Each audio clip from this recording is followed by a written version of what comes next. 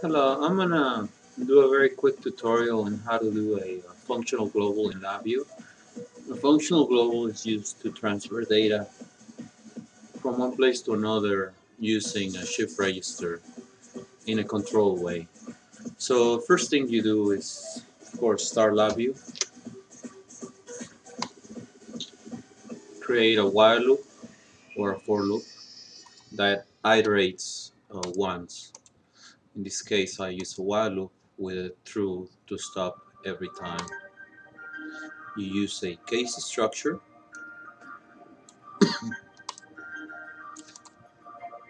an enumeration,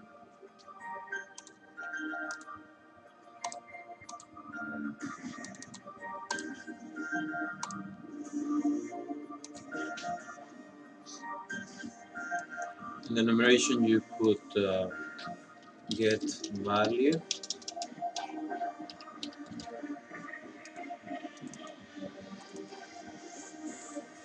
and write value.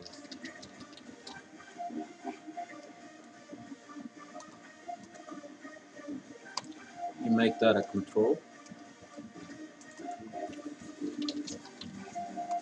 You wire that to the case structure. It automatically populates the get value and write value. You create a variable. In my case, I'll just use the I32, integer 32.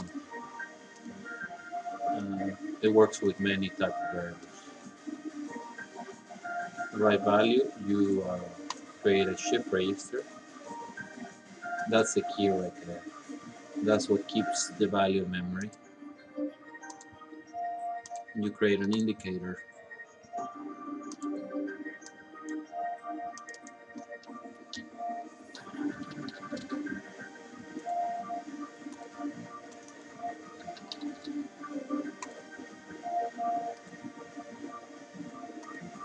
You wire the shift register from one side to the other.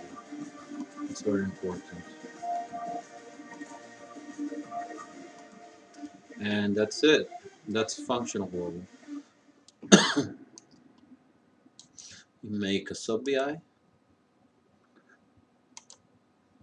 Yes, yes. Clean up.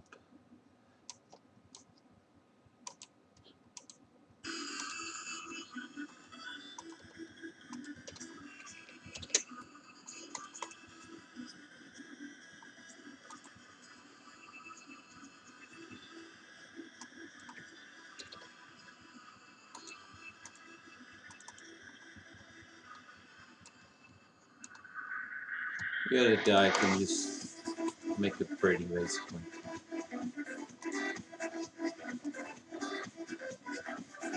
Or have a description, not pretty, but at least this way you will know what is functional global. You can get fancy and add things to it.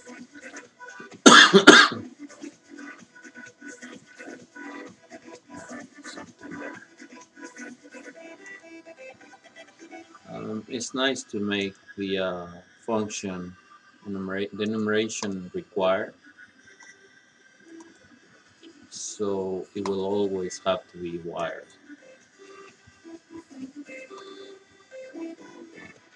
I want to say. So that's it. That's function global. Now we're gonna use it. Let's say you want to communicate data between loops. So you have one loop here, one loop here. Okay. When you use loops, it's always good practice to put a timer in each of them, so you don't use all the resources of your CPU. When you don't put timers, you're telling the computer run as fast as you can, and that will use one of your cores.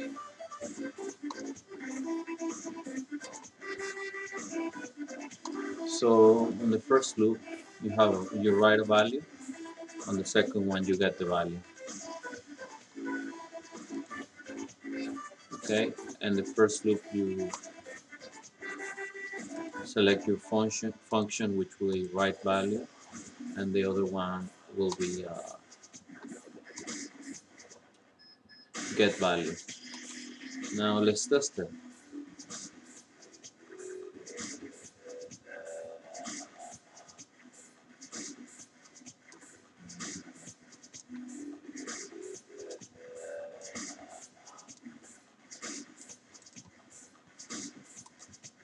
So in this case, if you write a value, you see it on the other loop.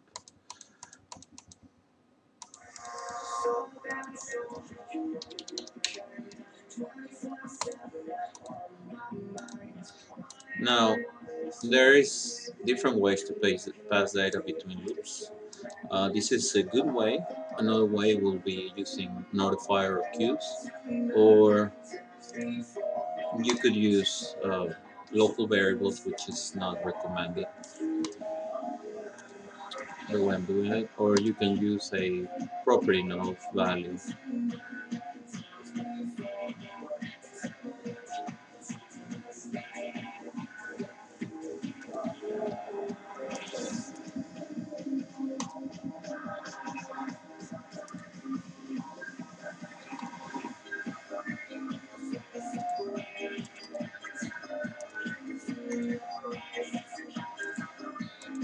So as you can see, I'm passing data between loops here in three different ways: functional global, then local variable, and then property node.